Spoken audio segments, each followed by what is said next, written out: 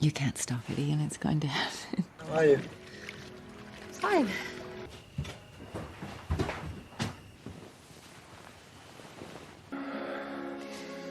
रात का समय था। रोज अपने पति हैरोल्ड के साथ सो रही थी। उसे प्यास लगी होती है, इसलिए वह पानी लेने किचन में चली जाती है। वापस लौटते समय उसकी नजर यान पर पड़ती है। यान उसकी दोस्त लिल का बेटा था, जिसकी उम्र अब 21 साल हो चुकी थी और वह अक्सर रात में उनके घर रुक जाया करता था। रोज कुछ पल उसे देखती रहती है और फिर धीरे धीरे उसके कमरे की तरफ बढ़ जाती है। जैसे ही वह उसके कमरे के पास रखी कोई चीज उठाने लगती है, यान की आंख खुल जाती है।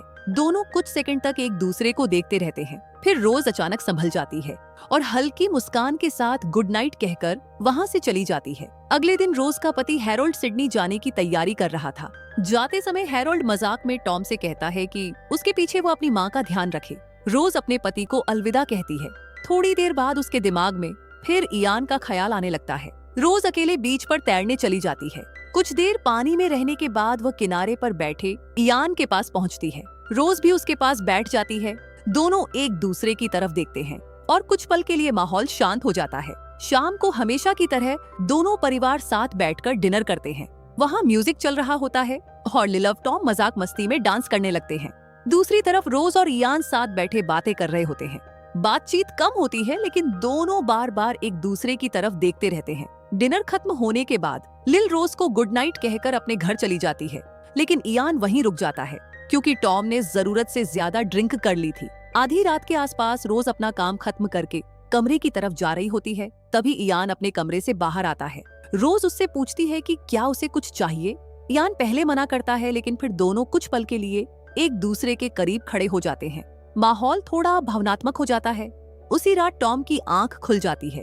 वह देखता है कि इयान कमरे में नहीं है। हैरान होकर वह पानी लेने किचन की तरफ जाता है। तभी उसकी नजर अपनी माँ पर पड़ती है, जो चुपचाप इयान के कमरे से बाहर आ रही होती है।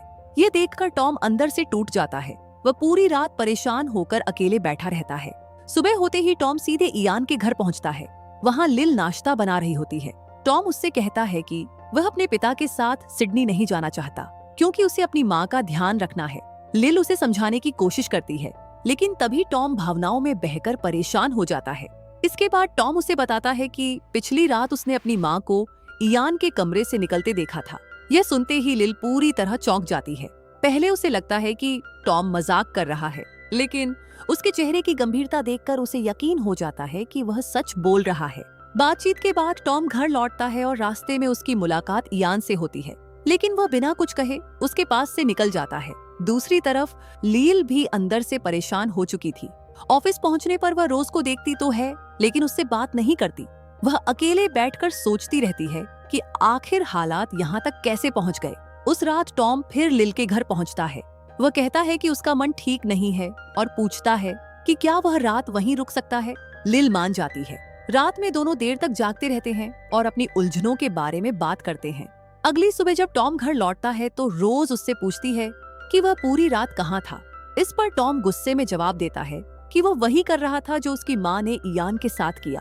यह सुनते ही रोज अपना आपा खो बैठती है और उसे थप्पड़ मार देती है, लेकिन कुछ ही देर बाद उसे एहसास होता है कि हालात अब बहुत उलझ चुके हैं। अपराध बोध में वह ऑफिस जाती है और लिल से बात करती है। रोज मानती है कि दोनों ने ऐसी भावनाओं को जगह दे दी जिन्हें वहीं रुक जाना चाहिए था और अब यह सब खत्म कर देना ही सही होगा। वो इसके बाद लिल अपने बेटे इयान से बात करती है और उसे बताती है कि रोज अब इस रिश्ते को आगे नहीं बढ़ाना चाहती। ये सुनकर इयान हैरान रह जाता है। वह अपनी माँ से कहता है कि वह रोज से गहरा जुड़ाव महसूस करने लगा है और उसे भूल पाना आसान नहीं होगा। बेटे की ये बात सुनकर लिल पूरी तरह सन्न रह जाती है। उधर रोज भी अकेले बैठी सोच रही होती है कि आखिर हालात इतने जटिल कैसे बन गए। अब चारों लोग अलग अलग जगहों पर थे, लेकिन सबके मन में एक जैसी उलझन और बेचैनी चल रही थी।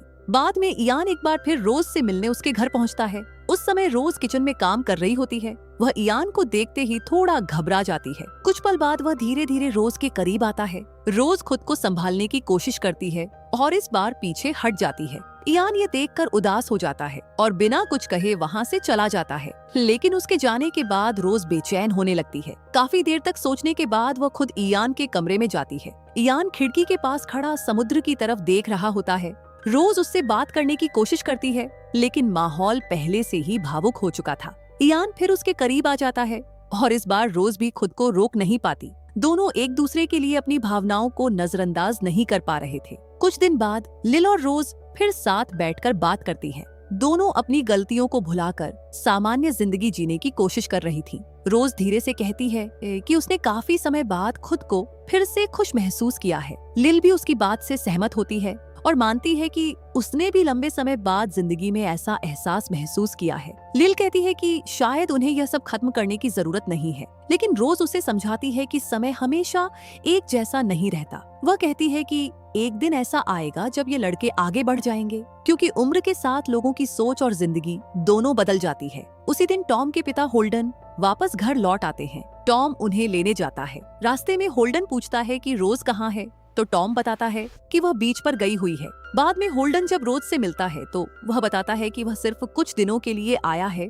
और फिर वापस सिडनी लौट जाएगा। यह सुनकर रोज के चेहरे पर हल्की बेचैनी आ जाती है, क्योंकि अब वह इयान से आसानी से नहीं मिल पाएगी। इन दिनों रोज अपने पति के साथ समय बिताती है, लेकिन इयान से उसकी मुलाकात नहीं हो पाती। आखिरकार कुछ दिन बाद होल्डन वापस सिडनी लौट जाता है और रोज एक बार फिर अकेली रह जाती है। वह अपनी दोस्त लिल से मिलने जाती है, लेकिन तभी दोनों देखती हैं कि इयान और टॉम आपस में बहस कर रहे हैं। दोनों महिलाएं तुरंत उन्हें अलग करती हैं। माहौल काफी भारी हो चुका था, इसलिए सब चुपचाप घर लौटने लगते हैं। रास्ते में उनकी मुलाकात सैम से होती है। वह गाड़ी रोककर उनसे बात करने की कोशिश करता है, लेकिन चारों आगे बढ़ जाते हैं। बाद में रोज और लिल दोनों लड़कों को समझाकर साथ बैठाती हैं। कुछ देर बाद सभी लोग साथ बैठकर लंच करते हैं, लेकिन माहौल पहले जैसा नहीं था। इयान बार बार रोज की तरफ देख रहा होता है, जबकि टॉम की नजरें बार बार लिल पर चली जाती हैं। अचानक इयान खड़ा होकर रोज से कहता है कि वह उसके कमरे में उसका इंतजार करेगा।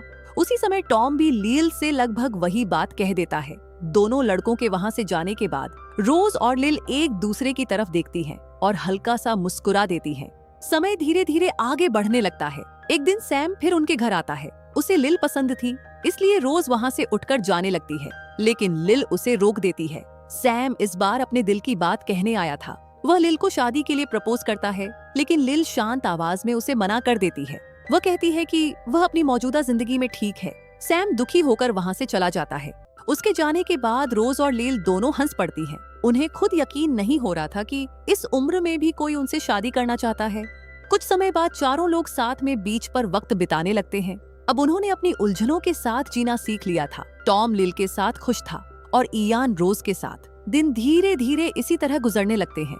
इयान अपनी माँ के साथ काम करना शुरू कर देता है और काम खत्म होने के बाद अक्सर टॉम को भी साथ ले आता था। एक दिन रास्ते में टॉम उसे बताता है कि उसके पिता ने उसे सिडनी में एक नई नौकरी का मौका दिया है। वह इस बात को लेकर परेशान था कि लिल इस फैसले को कैसे लेगी, लेकिन इयान उसे समझाता है कि लिल कभी नहीं चाहेगी कि उसकी वजह से टॉम अपने भविष्य से समझौता करे। आखिरकार टॉम नौकरी स्वीकार कर लेता है और सिडनी चला जाता है। वहाँ उसके पिता उसकी मुलाकात मैरी नाम की लड़की से करवाते हैं, जो उसी के साथ काम करती थी।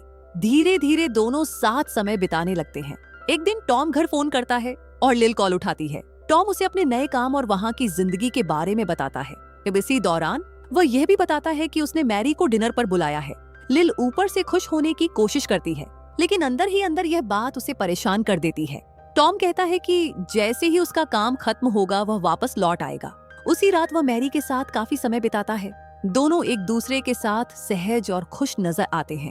कुछ समय बाद टॉम को पता चलता है कि उसके पिता ने दूसरी शादी कर ली है।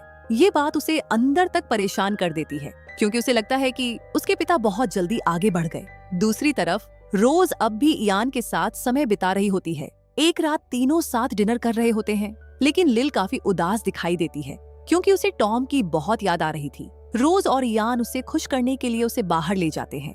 वहाँ लिल ड्रिंक लेने काउंटर तक जाती है, जहाँ एक आदमी उससे बात करने की कोशिश करता है। लिल हल्का सा मुस्कुरा देती है, लेकिन उसका मन कहीं और ही था। तभी इयान वहाँ पहुँच जाता है और कुछ देर बाद तीनों वापस घर लौट आते हैं। घर आने के बाद भी लिल काफी उदास रहती है। इयान उसे समझाने की कोशिश करता है और कहता है कि टॉम जल्द वापस आ जाएगा और सब फिर पहले जैसा हो जाएगा। लेकिन अगली सुबह जब लिल खुद को आईने में देखती है तो उसके मन में एक डर पैदा होता है। उसे लगने लगता है कि शायद दूरी और समय के कारण टॉम उससे दूर हो रहा है। उधर टॉम अपना प्रोजेक्ट पूरा कर चुका था और उसने वापस लौटने का फैसला कर लिया। उसके पिता चाहते थे कि वह कुछ और समय सिडनी में रुके, लेकिन टॉम अब भी अपने पिता की दूसरी शादी से नाराज था, इसलिए वह वापस जाने की जिद पर अड्डा रहा। अगले दिन लिल बीच के किनारे बने लकड़ी के पुल पर अकेली बैठी हुई थी। वह सोच रही थी कि यह रिश्ता आखिर कब तक चल पाएगा। तभी अचानक पानी से निकलकर टॉम उसके सामने आ जाता है और दोनों एक दूसरे के करीब आ जाते हैं। रात को सभी लोग साथ बैठकर डिनर कर रहे होते हैं। टॉम अपने काम के अनुभव और सिडनी की बातें बता रहा होता है। तभी उसके फोन पर एक कॉल आती है। वह तुरंत उठकर थोड़ी दूर जाकर धीरे धीरे बात करने लगता है। यह देखकर लिल के मन में फिर बेचैनी होने लगती है। दरअसल फोन मैरी का था, जो उससे सामान्य बातें कर रही थी। अगले दिन जब रोज ऑफिस से घर लौटती है तो वह देखती है कि होल्डन पहले से उसका इंतजार कर रहा है। उसके साथ मैरी भी होती है, जिससे टॉम की मुलाकात सिडनी में हुई थी। होल्डन मुस्कुराते हुए बताता है कि मैरी ने वहां टॉम की काफी मदद की और दोनों की अच्छी दोस्ती हो गई है। उसी रात टॉम के जन्मदिन और मैरी के स्वागत के लिए घर में एक छोटी सी पार्टी रखी जाती है। लिल और इयान भी वहां पहुंचते हैं। माहौल खुशियों से भरा दिख रहा था, लेकिन अंदर ही अंदर कई लोग अपने जज्बात छिपाने की कोशिश कर रहे थे। पार्टी के दौरान लिल की नजर टॉम पर पड़ती है, जो दूसरी लड़की के साथ डांस कर रहा होता है। यह देखकर उसके चेहरे की मुस्कान धीरे धीरे गायब हो जाती है और वह चुपचाप एक तरफ खड़ी रह जाती है। कुछ देर बाद टॉम सबको मैरी से मिलवाता है। दूसरी तरफ इयान माहौल हल्का करने के लिए मैरी के साथ डांस करने चला जाता है। इसी बीच टॉम लिल के पास आता है और कहता है कि वह सिर्फ मैरी को होटल छोड़कर वापस आ जाएगा। टॉम मैरी को छोड़ने जाता है, लेकिन उस रात वापस नहीं लौटता।